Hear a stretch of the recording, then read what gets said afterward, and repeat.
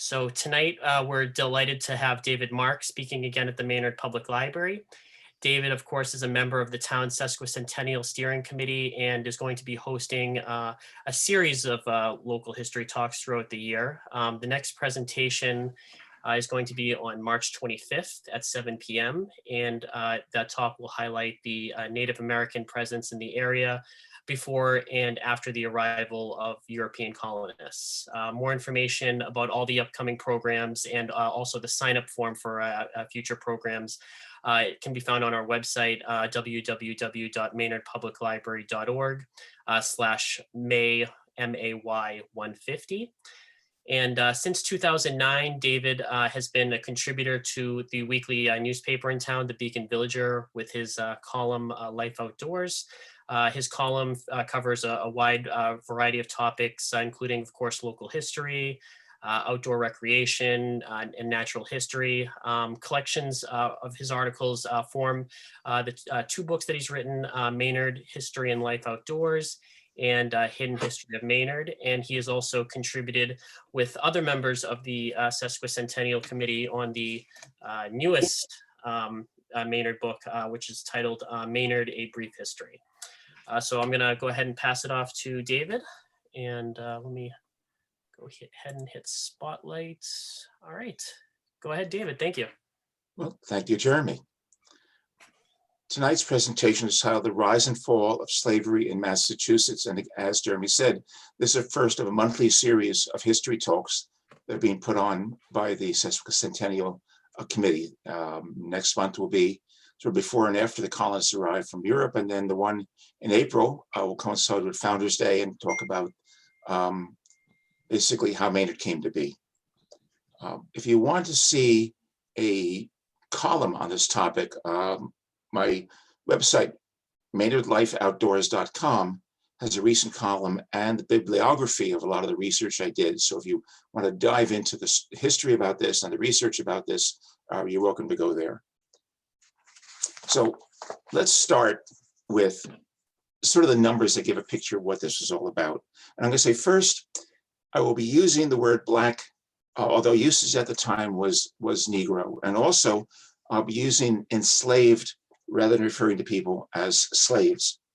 Second, I'm going to portray the situation of one person and one family in particular, because when I first started on this topic, the question in my mind was there ever a person who was enslaved in what became Maynard? The answer, by the way, was no, but there was confirmation that there was one person in Stow, in part of the town that later became Boxborough. Third, the key takeaway is that Massachusetts was the first colony to legalize slavery in 1641, and then among the first nation states to end it in 1783, 142 years later. So at peak in the mid-1750s, about 2% of the population of colonial Massachusetts was enslaved Blacks and a few Native Americans.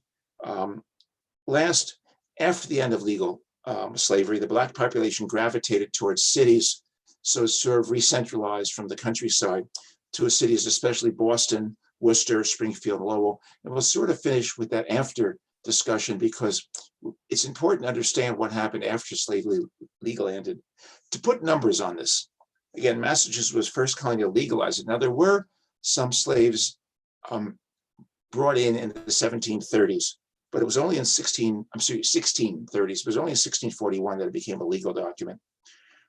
Of the 10 million people who were transported from Africa to the New World, about 1 million of those ended up in the continental North America, actually what became the United States, and only about 5,000 ended up in the Massachusetts colonies. So you can get a sense that this was a relatively minor portion, but a significant portion for a long period of time. So circa 1710, there were perhaps an estimated 550 people enslaved in Massachusetts. 1754, there was a census town by town that put the number at 2,720, counting people only over the age of 16, equal to 2% of the population. But you have to understand in Boston, close to 10% of the population was a combination of enslaved and free Blacks. creation of this industry was because of the tremendous need for labor. Immigrants wanted to start their own farms. They didn't want to work on someone else's farm. Other options for labor were indentured servants. Turns out almost half the people who came over from England, Scotland, Ireland in these early years, and from Germany also, took ship's passage, paid for by someone else, and then signed up, basically indentured themselves in a form of temporary slavery for 4 to 7 years. Again, estimates that half of the people coming over were indentured servants. And then starting in 1718, England also started transporting convicts out of its prisons, and that numbered about 50,000, mostly to the upper southern states, the plantation states. Their sentences in servitude were 7 years for most crimes, 14 for the most serious.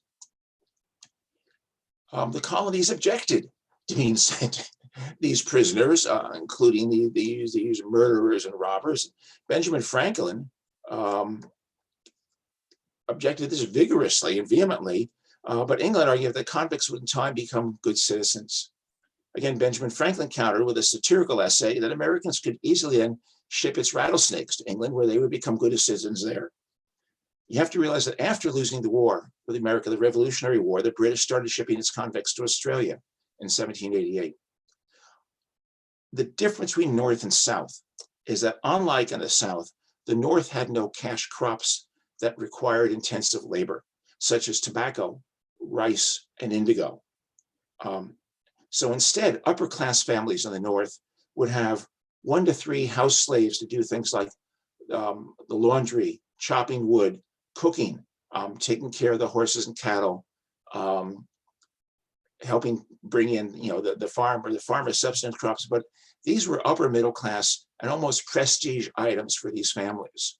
You have to realize that also one thing we associate closely with slavery is cotton, but that did really not become a Southern crop until after the invention of the cotton gin in 1793, long after slavery had ended in the North. I'll add that the larger the Black population was, the more rigorous the laws were, because of fear of this population of people who were enslaved. So, for example, a Boston law prohibited sexual relationships between Blacks and whites. Even for a free Black person, it meant being enslaved and sold to the West Indies. The white person was flogged. From Boston newspapers, the average age for slaves offered up for sale was about 19 to 20 years. 8% were under the age of 11, only a couple of percent over the age of 35. The sense was that people had passed their peak ability to be laboring by the time they had 40. 2/3 of the ads were for men, and the transactions were already tapering off by 1770. So now let's get back to the slides.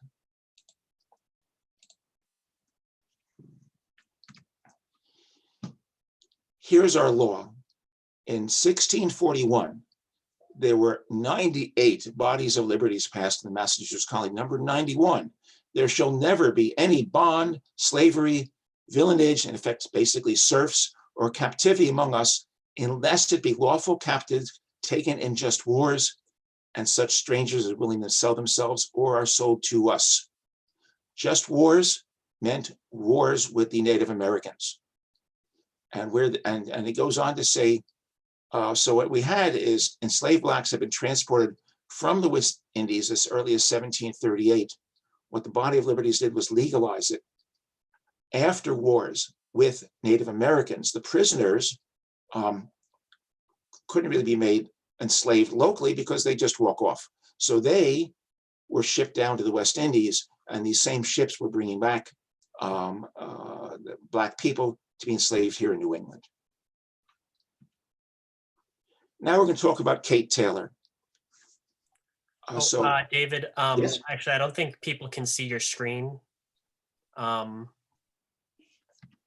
If you click on share screen down at the bottom, I don't think anybody can see your screen yet. Okay, well, let's see where I lost that. It should be down at the bottom in the middle there. Yes, I'm sorry. No problem.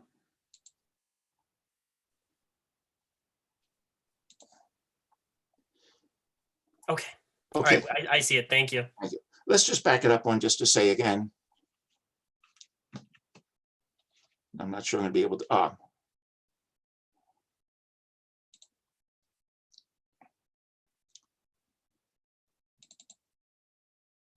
Okay, can people see this? Yes, Jeremy says yes.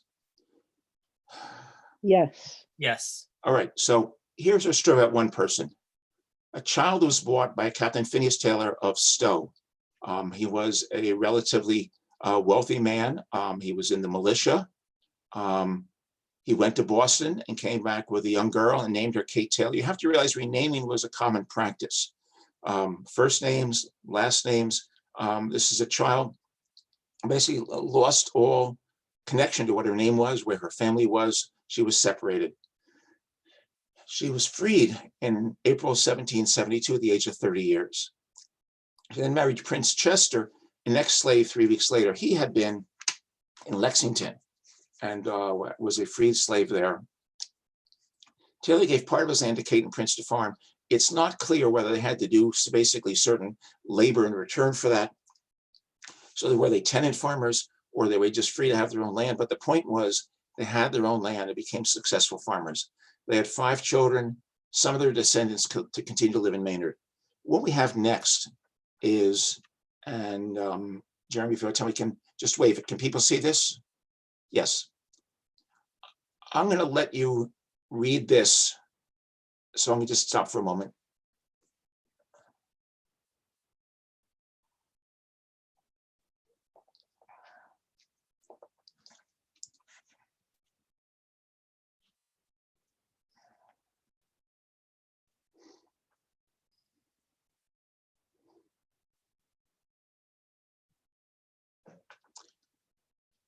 So this document was created by Phineas Taylor, witnessed by 2 of his old age sons.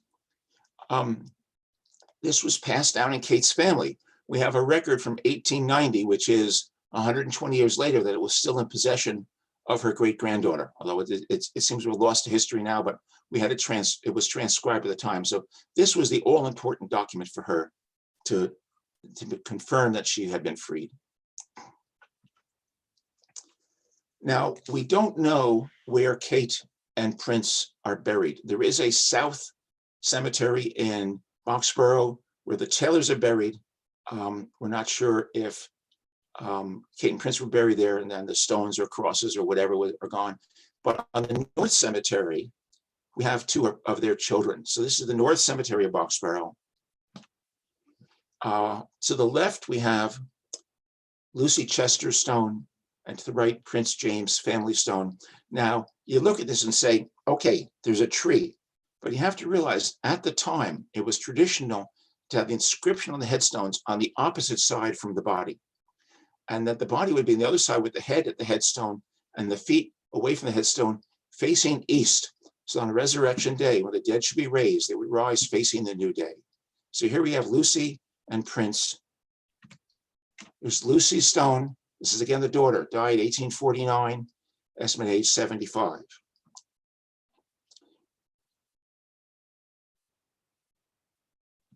And then we have Prince Chester as a family stone. So again, the 9 children, he, his wife, 4 of his children are buried there and the inscriptions are there. The other 9, we don't know whether they moved away or the stones were lost. You notice life could be hard. 4 of his 9 children died in a 4-year period. And this gives you a sense of the family line. I want to mention this because when we get to the end of this, what I'm going to say is the families still continue to live in basically the area. There are still Chesters and Hazards living in Boxborough, the surrounding parts of Massachusetts. So we have Prince and Cate, their 5 children. Lucy has a daughter. She does not marry, but she has a daughter she names Lucy Whitney. Okay, Whitney as a name should ring some bell because there were a tremendously large number of Whitneys. It was a very influential family. So Lucy is not married. She has a daughter. She names her daughter Lucy Whitney. The Whitney family additional genealogy, official genealogy recognizes this as a Whitney child, although it doesn't identify who the father was. On the other side, Prince again has 9 children. Some of us who survived married and have children. Lucy marries Tower Hazard, who was actually the grandson of a Revolutionary War veteran. They have 3 children. Tower Jr. marries Catherine. They have 3 children. Martha marries Allen Hazard, actually another branch of the Hazard family. And the Hazard family doesn't only date back to the Revolutionary War, but there were a large number of Hazards in the Civil War army and the Black troops that were fighting in the South. So again, it's an important name. And they had 10 children. So these are the two lines of the family that succeeded to stay in the area. Okay, let's go back up and actually stop the share for a moment.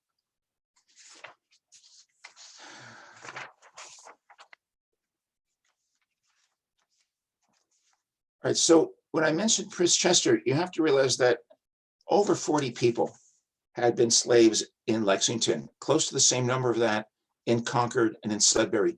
These were relatively prosperous towns. They had good soil, good farms, some wealth.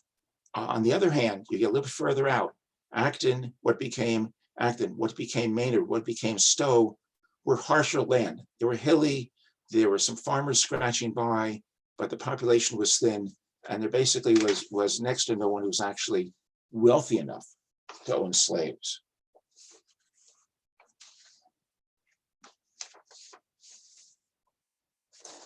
Okay, as for Maynard, as I said, the town did not exist until 1871, but we do know that the northern side of it was part of Stow, the southern side was part of Sudbury, but we have no sense that even Sudbury, that any of those landowners who owned slaves had them in what was the north part of Sudbury.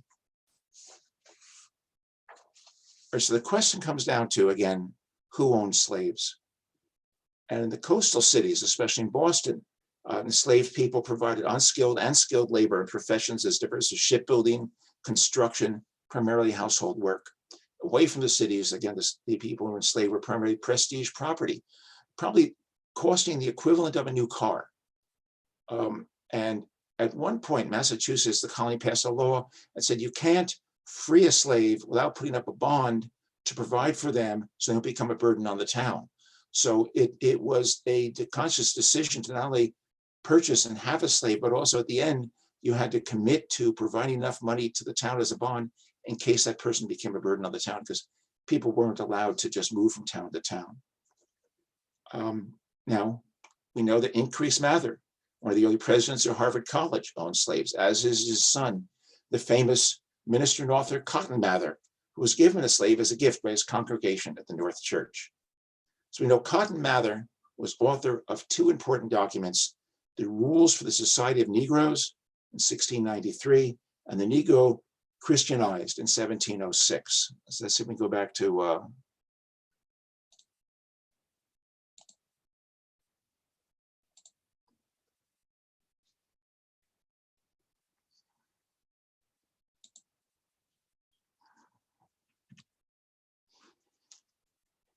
here we have Cotton Mather's position and an early abolitionist taking the exact opposition in a period where slavery was very normal. Cotton Mather talked about Christianization of African slaves will accrue benefits to their masters in the next life, and that Negroes must be in servitude. Nothing can be done for them in this world. Let something be done for them in the world to come. Opposing this, Samuel Sewall, who became the Massachusetts Chief Justice, wrote an influential document, The Selling of Joseph, who pointed out that Christianizing slaves neither made possession of them legal nor improves the providence of their masters, and people jeopardize their own salvation by owning slaves. So even long before we think of as the abolitionists in the North opposing slavery in the South, there was already this heated debate developing in the North. As part of the Negro Christianized, with the catechism, prayers, Cotton Mather provided the 10 Commandments with these two adaptations. So he took, what is the fifth commandment? Honor thy father and mother. What is the meaning of it? I must show all due respect unto everyone, and if I have a master or mistress, I must be very dutiful unto them. The 10th commandment. What is the 10th commandment? Thou shalt not covet. What is the meaning of it? I must be patient and content with such a condition as God has ordered for me. So he's saying it's ordained, predestined. This is what the situation is. And you have to behave now so you can be rewarded in the next life. Now, an important point here is, as we're winding now towards the end, is we see again, 1641, colony law made ownership of slaves legal. 1670 to confirm that their children of slaves were going to be slaves. 100 years later, we're in the middle of the Revolutionary War, and the nascent state Massachusetts has a draft of a state constitution in 1777 that specifically would continue to allow enslavement. Next year, 1778, another draft of the state constitution, again allowing enslavement. However, what was actually passed in 1780 and as made law contained a Bill of Rights that declared all men are born free and equal and have the right of enjoying and defending their lives and liberty. Now, whether that meant freeing slaves or not, it was taken to the state Supreme Court, and significant court cases in 1783 confirmed that slave ownership in Massachusetts was ended. Now, for an example of how this was going in our neighboring states. So Massachusetts, we have 1783, Pennsylvania, same time, close. New Hampshire, 1783, Connecticut, 1784, Rhode Island, 1784, but then we get to New York and New Jersey. Now, this is important because in these states, the percentage of people owned as slaves was much higher. It was on the order of 6 to 8% in these states, and there was just much more of a desire to continue that. And again, there were some, call it plantation type farms. There's even tobacco growing in Connecticut. But in 1799, the state of New York ended slavery. And in 1804, New Jersey, Vermont, and Maine became states with no slavery laws. Everything south of New Jersey continued with slavery until we ended up at the Civil War. Now, one of the reasons slavery ended in these colonial states coincident with the American Revolution is that many of these people had been owned by families, wealthy families who were loyal to the English. And when they left their property, many of them actually fleeing back to England, going up to Canada, going to the West Indies Islands, they left their slaves behind, basically abandoning them. On the other side, for people who joined the revolution, they could free their slaves to work, to be drafted into the army is basically a substitute for them. So their slaves would be free to be in the army and would be free afterwards. So on both sides, there was a sort of a watershed period here where slavery was ending.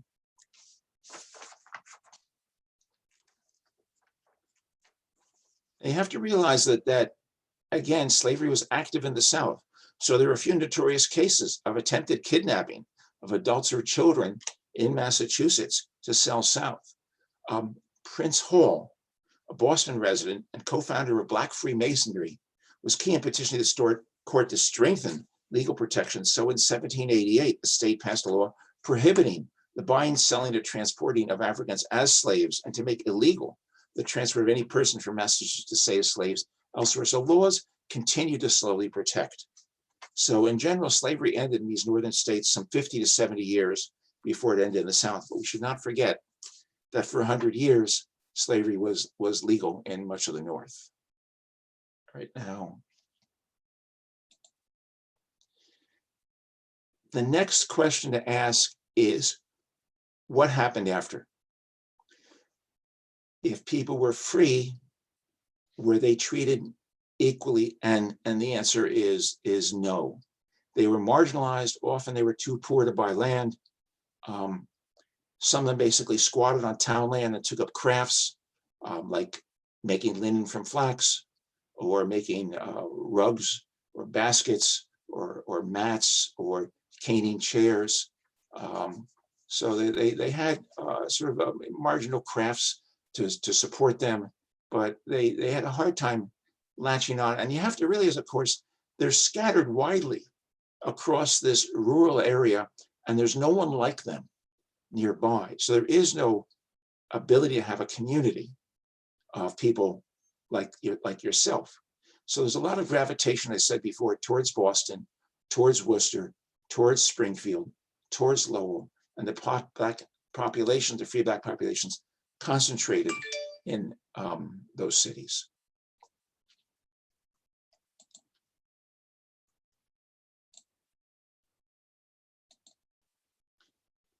Okay, where were we? I'm sorry, I've seen, okay, from current slide. This is an important book, and if you're deeply interested in this topic, I strongly recommend you read it. It looks as, it's by Lise Lemire, who looked at the situation specifically before and after slavery in Concord, Massachusetts. And the fact that there were some 20 or 30 people who were ex-slaves in the area, and in time, they ended up abandoning Concord. And Concord sort of became whitewashed and became a white, anti-abolitionist town, but it sort of ignored the fact that it had a Black population that had tried to catch on to some degree and to some success for 10, 20, 30, 40 years, but in the end disappeared. The cover art on this is a painting titled "A Fishing Party," portrays a slave in livery, basically uniform, assisting at a waterside picnic. When we get back to Maynard, the earliest evidence we have of a Black person living in Maynard is John Adams. And you can see him, he's wearing a cap, and he's sort of on the right side, towards the right side of the photo. And he's identified as a chauffeur for Dr. Frank Rich, who's seated in the car, one of the early car owners in Maynard. No information on whether Adams lived in the house or had a family, so we don't know. The sense is that the mill, which was the major employer in Maynard, was either not having Black people apply or not hiring, because what we saw were waves of immigrants, Scottish or English, Scottish, Irish, Finns, Russians, Poles, Italians, smattering of Jews. These are the European populations that kept on coming in waves, coming to Maynard, forming critical mass, creating a church or a synagogue, and creating a life for themselves here. But there's no evidence that for the 100 years this was a woolen mill, that there was a Black population. The other major employer in town was Harriman Laundry, which actually took in laundry for towns around and collected dirty laundry and brought back clean laundry. So you have 50 or 60 women there. And even though that might have been considered a traditional occupation for Black women, in the picture we see from 1910, everyone is white. So the sense is that Maynard was never had a significant Black population, and definitely didn't for a long, long time afterwards. Part of the evidence is that as late as the 1930s and 1940s, minstrel shows were common. Most were local talent, raising money for this one is at church. Some were also touring shows coming through. And I can say one conjecture, there were no Black people living in Maynard at the time, because people would have been woke to the insult of these types of shows if they knew people, if they lived in the same town as people who were Black, but they didn't. So these shows went on, I would call it in all naive innocence. And it's just part of the evidence that I reason to believe that there wasn't a Black population here. And we're going to get to now. So what we have here now is 2019 federal census data. You look down, we see white as in non-Hispanic white, Black, Asian, Hispanic. The state is 71% non-Hispanic white. Acton is 66%, and interestingly, 26% Asian. If you read the footnote, about 10 years ago was 18.5% Asian. And you see for Sudbury, which may be hidden on the right, is 10.1% Asian, had been 5.9. So these are examples of mass changes still going on in these two towns, because the reason you move somewhere, are there people like you? Is there work? Is there housing? Is something that attracts you there? In this case, for Acton and Sudbury, it's the school system, because these two schools rank in the top 20 for high schools in the entire state. And you can see why people have, from Asian, upper middle class professionals, have gravitated to these states. Concord, about 79% white. Maynard of these is the highest at 92% white. Stow 88%, and I think Sudbury was about 82.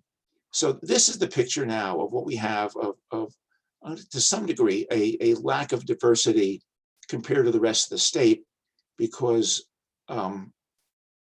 jobs, housing, people who look like you hasn't brought people out to here. So Actually, I think that's it for my slides. And at this point, and we may have buzzed through this pretty quickly, I'd say, Jerry, I'm going to turn it over to you to ask some questions. Okay, we and certainly if anybody has any questions, you can feel free to put them in the chat, or you can even raise your hand in on Zoom, and we should be able to. You can ask your question directly. But scrolling back, Larry Kerpelman asked, why, and you did touch on this a little bit, but why was slavery so much more ingrained in the South than it was in New England? It was economic. It was cash crops. So in South Carolina, North Carolina, Virginia, 40% of the population was African and almost entirely slave. So really, it was a question of the need for labor and where the labor was coming from. And it was moving people from the Caribbean. Often, African Americans were brought to work in the Caribbean and then transported further to North America, but the Upper South.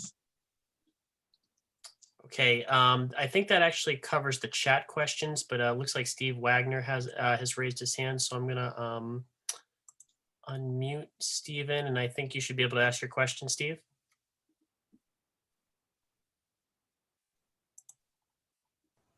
This is a question and something of a comment. Some years ago, I looked at state census figures for Maynard and Stow and Sudbury doing a term paper.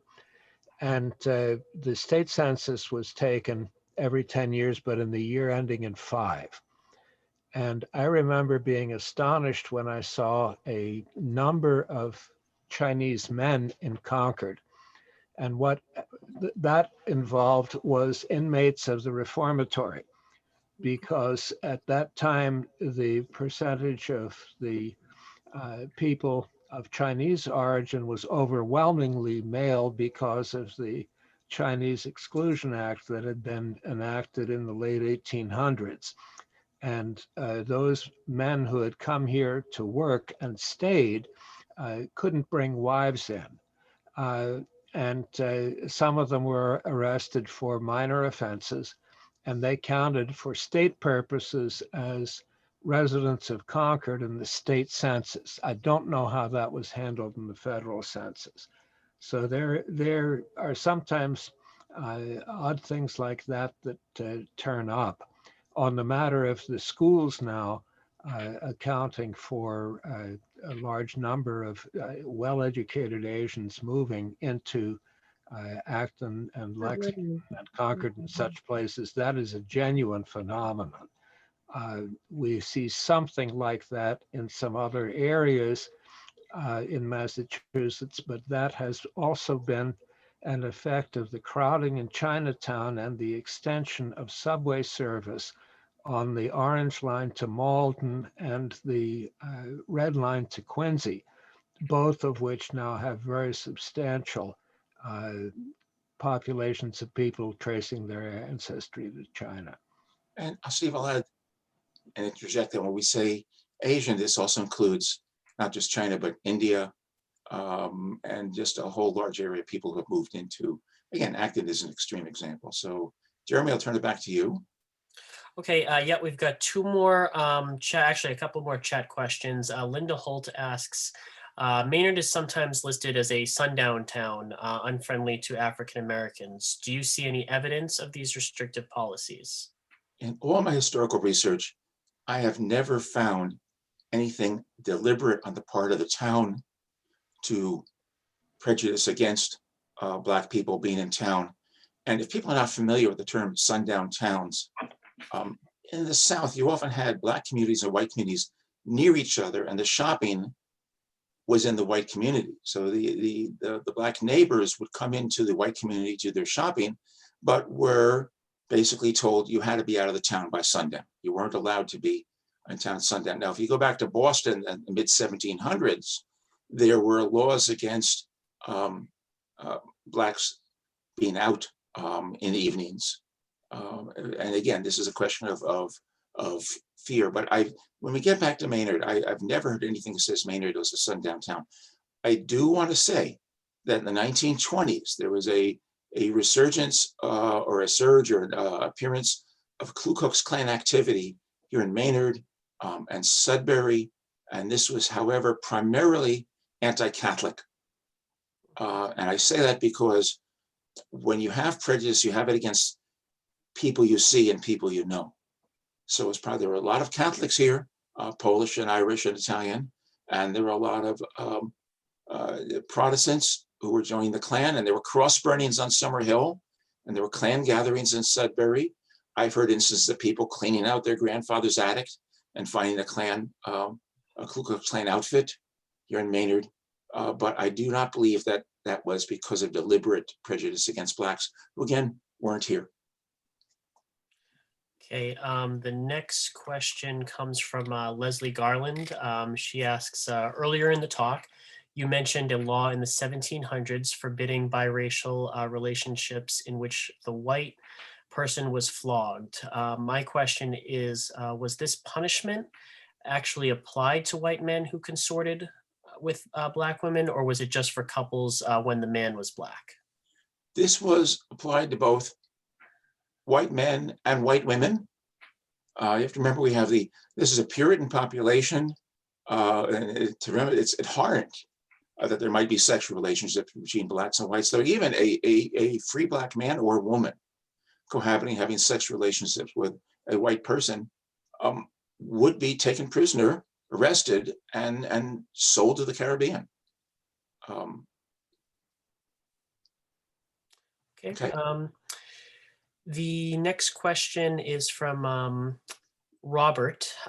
He's asking if you know the story of Mumbet, Elizabeth Freeman, who brought a court case in Massachusetts based on her reading of the state's constitution. Yes, I think that was on NPR. Is that what was Sally was mentioning, or was that something else? There were two important cases that occurred in 1783. Mumbet is one, and Quock, which is spelled different ways, let's call it Quock. Each went to court to claim that they were no longer slaves, and the court, all the way up to the Massachusetts Supreme Court, agreed with them. So that's why there was a gap between 1780 with the passage of the Bill of Rights and 1783 with the courts confirming that slavery had ended. And Mumbet and Quock are the two cases that are consistently mentioned as being definitive. Okay. The next was actually, this is more of a comment from Kevin Mahoney. The Boxborough Historical Society recently did a video on Prince and Kate Chester this past month. We found in our research that they supplemented their income by taking in Revolutionary veterans from Stow, ex-slave Caesar Weatherby. Okay, a story I hadn't heard. Yeah. I will say what I had heard is that when they were freed in 1772, there was a lot of desire on the part of the colonials who were anti-English to stop buying cloth from England. So there became a market for linen. And one of the things we understand that Prince Chester and Cate Taylor, his wife, took up was collecting flax and making linen out of it. And it's not clear when they actually ended up on the Taylor farm or on the land that was given to them and what they owed in service. But we know that the Taylor family was active with the Revolutionary War and may have, been veteran friendly after. Mm-hmm. That's it for questions currently. Does anybody else have any questions? You can either ask your questions in the chat, or if you raise your hand. I think we've got Steve Wagner again. Let me just. I'm sorry. I skipped Holly's question. Let me actually jump up to Holly. I apologize. Okay. Question: Are you saying that minstrel shows were a product of there not being Black people in the area and not racism? Can you please clarify? Yes, minstrel shows in the South had their heyday in the late 1800s. And by the time you end up with the 1920s, 1930s, it has been superseded by vaudeville, which is an entirely different sort of live entertainment. And yet we find out, you look through the Maynard Historical Society archives, and you see just brochure after brochure or pamphlet or tickets for minstrel shows, either using local talent, raising money for churches, or even touring troops. And I took this to mean that I was surprised that there was this late existence of minstrel shows. And it's my interpretation that this may have meant that there were no Blacks here, and you had a naive community who couldn't realize how offensive this could be. Okay. Oh, okay. Steve Wagner had raised his hand, so let me unmute him. Okay, Steve, you're on. Okay. Two things. One of them does have to do with minstrel shows, though not particularly in Massachusetts. They lasted a long time. They existed already before the Civil War, and many popular tunes, and two of the main racist stereotypes, Jim Crow and Zip Coon, are products of the minstrel show stage before the Civil War, or at least were reflected already in minstrel shows before the Civil War. They lasted into the 1960s in parts of the North. I know that from personal experience. I grew up till the age of 7 in the city of Philadelphia, and then in a suburb that adjoined Philadelphia. I had a 9th grade teacher who was a graduate of the junior high and high school in town. In World War II, he was captured by the Germans. And hey, Steve, could you stay on topic here? I don't want this much history about this person. No, so you can stay on topic of the minstrel show. All right. But he had to swallow a photo of the minstrel show that was played in the school shortly before he was captured, because they did a takeoff on Hitler. And that show continued to go on into the 1960s. My class was the first one that didn't have it, and I think that was also 9th grade. They had a hillbilly show instead. And we did have a few Black students from one corner of the township in a settlement that went back decades and decades, probably of servants to people in the adjoining county, which had the highest income level in the state. So there was an awful lot of this going on. And the fact that there were some Black students, not many in the school, didn't take hold until late. The other thing is the big connection between New England and slavery is in the slave trade. And both Rhode Island, both Massachusetts and even more Rhode Island were involved in that. And the worst thing that happened as far as people being sent off to slavery from Massachusetts was that some of the Native Americans captured in King Philip's War, as the colonists called it, were sent down to the West Indies, where they couldn't escape. And Blacks were brought up in exchange who didn't know their way around this area. Okay, Steve, So there was that. Steve, okay. One point you made, which is important, is that even though there was not a large number in Massachusetts, because these were the towns that were shipping towns or shipbuilding towns, there was involvement, especially in the Rhode Island shipbuilders, in transporting slaves to the South. So that's just something I didn't go into because I didn't talk about slaves here, but it's just another part of the story. Yes. Okay.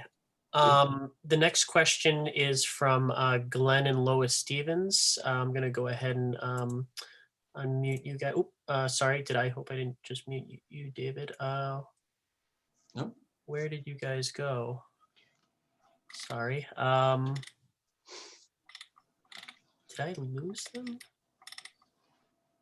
Oh, there you go. Okay, perfect. Okay, go ahead. First of all, I'd like to say I've enjoyed reading your column for years.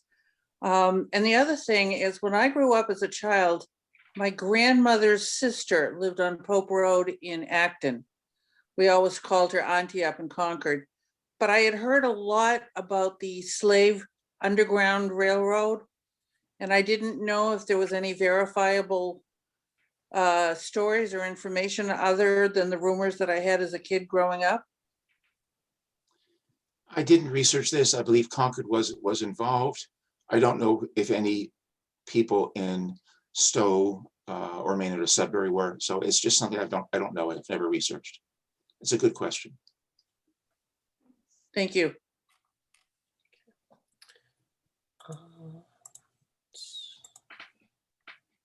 Sorry. Okay, there's also a comment from Pamela Agner saying that there's a good exhibit about Mumbet near the Bartholomew Cobble in Bartholomew's Cobble in Western Mass. The Ashley House of the Trustees of Reservations, and her Florida grandfather had told her about minstrel shows. So I see some chat numbers there, but I don't know if those are questions or comments. So Yeah. Does anybody else have any other questions? You can either put it in the chat or raise your hand.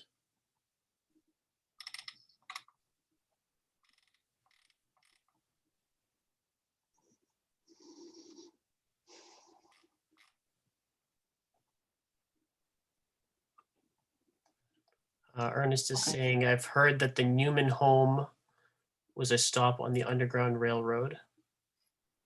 Not sure. So, and what town would that have been? Yeah, in? I'm not sure the Newman home where that would be. Ernest, is that in Concord or in Stow? The Newman home in Stow.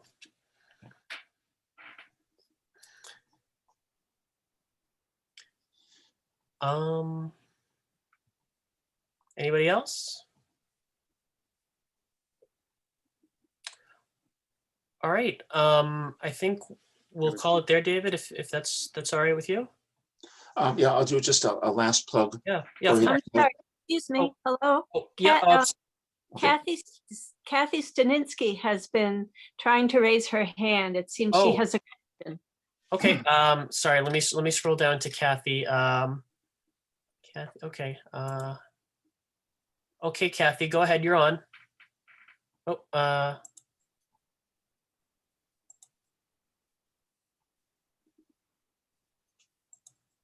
How's that? Okay.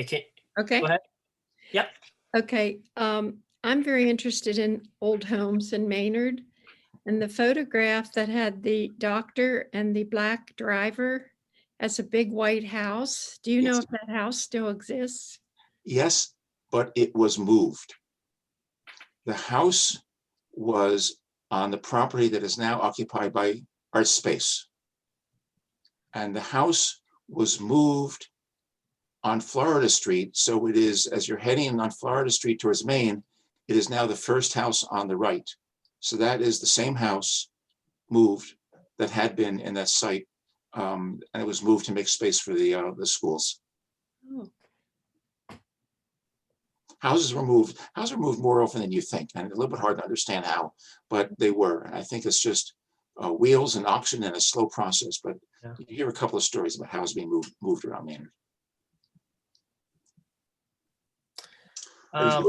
Jerry, I do want to plug the book that, just to point out that this is for sale at Six Bridges Gallery for $22. The gallery is open Thursday, Fridays, and Saturdays from 12 to 5. And there is a brand new show there that I think is definitely worth seeing. And while you're there, you can pick this up for $22, and all profits go towards the Sesquicentennial Committee. Thank you. Leslie Bryant was asking about you don't have it. It's not available as an ebook as far as I know. Actually, it might be. I think you'd have to just go on Amazon and find out. Yeah. And of course the library also has copies of all of David's books and several other local history books. We have Bob has a question. Let me, I just want to make a comment. I think the talk was fantastic. And there's a lot of history about people of color in Concord. People may be aware of the Robbins House, which is right across from the old North Bridge. And it's where a formerly enslaved man, Caesar Robbins, who was in the Acton Minutemen, his family owned that house through 3 generations. The Underground Railroad was also very active in Concord. the Alcotts, Louise's parents, were station masters. Henry Thoreau was a conductor on the Underground Railroad. So there's a lot of good history about Concord. Of course, Lisa Lemire's book is based on Concord.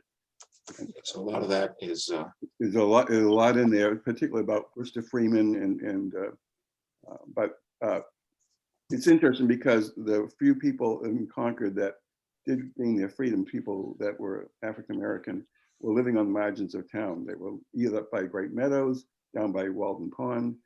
So it was very interesting about where they ended up living. So yeah. In contrast, I want to point out that Prince Chester and his son, Prince Chester Jr., are both on the tax books and the poll tax books for Boxborough. So they clearly were landowners and paying their taxes like their white neighbors. that's right. And then actually one of the people of Concord, Thomas Dugan, he died intestate, and he actually had been a runaway enslaved person, gained his freedom, acquired property, and it's very interesting that some people did achieve even with challenging situations. You know. Yeah. And I'm just putting in the information about, you can also learn more about upcoming talks on our website, www.maynardpubliclibrary.org/May150. We have the tentative schedule, at least, by month of upcoming topics. You can also sign up for David's next program, which will be, again, on the European colonists coming and settling in the area, and also, what was here before the colonists arrived. And also, of course, for those of you that showed up a little late, give us just a few days and we'll have the recording up on the website as well. We've got a few more comments coming in. Kevin Mahoney saying that in 2004, the National Park Department created a catalog of Black Revolutionary War veterans. It is available as an ebook on the NPS website. And Steve is saying, while enslaved in Maryland, Frederick Douglass was allowed to hire his own time as a ship's caulker in Baltimore, paying his master much of what he earned. He was encouraged to run away to a free state by laborers from Ireland. And then he made it to New Bedford, where he was not allowed to practice his trade. Did somebody else raise their hand? No, okay, never mind. I just heard a ding. Okay. All right, so I'll say, unless there are more questions, thank you all so much for being part of this audience, letting me share this story with you. It's very interesting, and there's always more pieces to it, but I hope I've been able to give a framework to what it was like before, during, after here in the North, where if you're going through the school system, you never really do hear that all these northern colonies were part of the slave owning communities. Again, a little bit of whitewashing there. A lot of whitewashing. All right. Well, thank you everybody again for attending, and hopefully we'll all see you next month. Take care. I think at one point it was like, but it dropped off in the end.